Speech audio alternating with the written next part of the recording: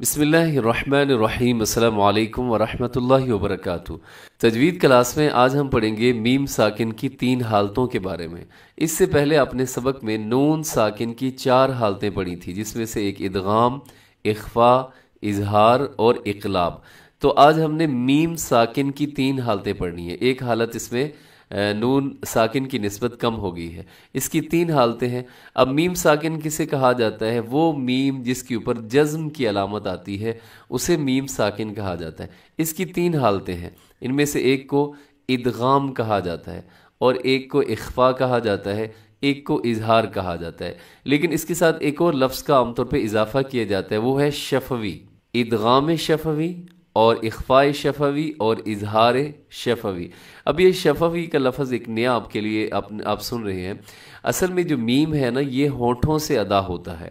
میم ہونٹوں سے ادا ہوتا ہے، اس کا مخرج ہونٹ ہے، دونوں ہونٹوں کے ملنے سے ادا ہوتا ہے۔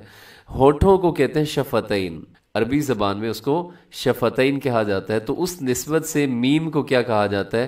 اسے حروف شفویہ کہا جاتا ہے۔ تو اب جب اس کی ہم حالتیں بیان کرنے لگے ہیں تو اب ان کی حالتوں کے ساتھ بھی کیا ہے؟ شفوی کے لفظ کا اضافہ ہو جاتا ہے، تاکہ اس میں اور نون ساکن کی حالتوں کے درمیان ڈفرنس ہو جائے۔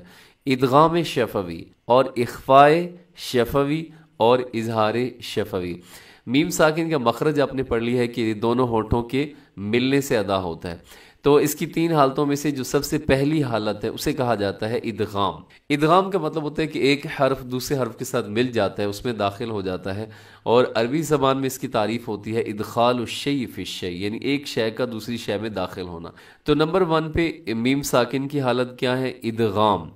اب اس کی تعریف اب سن لیجئے، بہت ہی آسان ہے کہ میم ساکن ہو۔ میم ساکن کون سا؟ وہ میم جس کے اوپر جزم کی علامت ہوتی ہے، اس کے بعد پھر میم آ جائے۔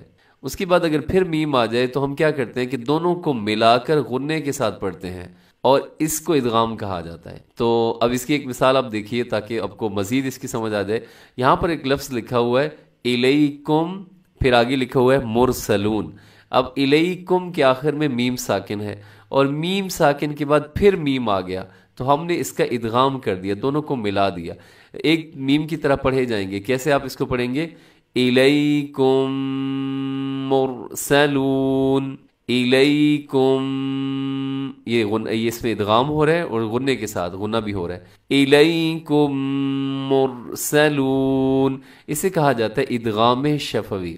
اس کی آپ اور مثالیں دیکھیے گا، جیسے الیکم مرسلون فہم معرضون۔ فہم میں میم ساکن کے بعد معرضون کی شروع میں پھر میم آ گیا، تو یہاں بھی ادغام ہے، ادغام شفوی۔ تو اسی طرح جب آپ اس طرح کہیں گے نا ادغام شفوی، تو دوسرا بندہ سمجھ جائے گا کہ آپ نے میم کے ادغام کی بات کر رہے ہیں، آپ نون کی ادغام کی بات نہیں کر رہے۔ اور پھر تیسری مثال میں دیکھیے گا، جیسے لفظ ہے اطعمہم، یہ دیکھیے گا، ہاں میم ساکن کے بعد میم ادغام غنے کے ساتھ، اطعمہم من جوع۔ آگے آخری مثال دیکھیے گا، لہم ما، تو یہاں بھی ادغام شفوی ہو رہا ہے۔ اس کے بعد ہم دوسرے نمبر پر اس کی جو دوسری حالت ہے اسے کہا جاتا ہے اخفا۔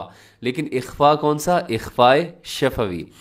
تو وہ کون سا ہے؟ بہت آسان ہے۔ میم ساکن کے بعد حرف با آ جائے تو وہاں پر کیا ہوگا؟ اخفا ہوگا، مطلب اپنے آواز کو ناک میں لے کے جانا ہے، غنے کے ساتھ اخفا ہوگا۔ کیسے؟ سورۃ الفیل کی آیت مبارکہ کا ایک لفظ، یہاں پر 2 الفاظ لکھے ہوئے ہیں، ترمیہم بحجارہ۔ اب میم ساکن پہ میں تھوڑا سا کیا کیا؟ آواز کو ناک میں چھپایا ہے، ترمیہم، یہ آپ کو سمجھانے کے لیے تھوڑا سا زیادہ کر دیا ہے، ترمیہم بحجارہ۔ اس کو ایسے نہیں پڑھنا، ترمیہم بحجارہ نہیں، میم ساکن کے بعد با ہے، آپ نے اخفا کرنا ہے، اخفاء شفوی۔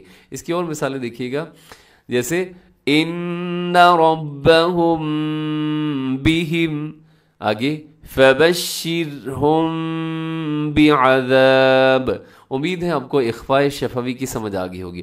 پھر ہم پڑھتے ہیں میم ساکن کی تیسری حالت۔ یہ تو بہت ہی آسان ہے کہ میم ساکن کے بعد حرف با اور میم کے علاوہ کوئی بھی حرف آ جائے، آپ نے وہاں پر اظہار کرنا ہے۔ اظہار کا مطلب یہ ہے کہ آپ نے غنہ نہیں کرنا، جیسے یہاں پر لکھا ہوا ہے لم یلد۔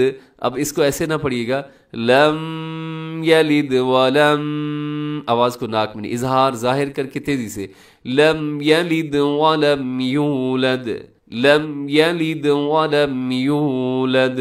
اس طرح ایک اور آتا ہے ام لم تنذرہم لا یؤمنون، ام لم، یہاں دیکھیے میم ساکن کے بعد لام آ رہا ہے، پھر آگے میم ساکن کے بعد تا آ رہا ہے، تو نہ با ہے اور نہ میم ہے، کیونکہ اگر با آئے گا میم ساکن کے بعد تو وہاں اخفاء شفوی ہوگا، اور اگر میم ساکن کے بعد پھر میم آ جائے گی تو وہ ادغام ہو جائے گا۔ اس کے علاوہ کوئی بھی حرف آئے گا آپ نے وہاں پر اظہار کرنا ہے۔ اور دوسری بات یہ ہے کہ وہاں پر آپ نے اظہار تو کرنا ہے لیکن میم کو ہلانا نہیں ہے۔ ہمارے ہاں بہت سا ایسا کیا ہوتا ہے کہ ہم میم کو ہلا دیتے ہیں اور ہلا جلا کے رکھتے ہیں، تو ہلانا جلانا نہیں ہے آپ نے اس کو، بلکہ لم یلد، اس کو ایسے نہیں پڑھنا لم یلد ولم یولد، تو یہ کام یہاں پر نہیں کرنا۔ امید تو ہے آپ کو ان تینوں کی سمجھ آگئی ہوگی، اظہار شفوی، ادغام شفوی اور اخفاء شفوی، یہ میم ساکن کی تین حالتیں دعاؤں میں یاد رکھا کریں، اور اگر سمجھ نہ آئی ہو تو پھر آپ مجھے بتا سکتے ہیں میسج کے اندر۔ تو اللہ تعالیٰ آپ سب کو خوش رکھے۔ السلام علیکم ورحمۃ اللہ وبرکاتہ۔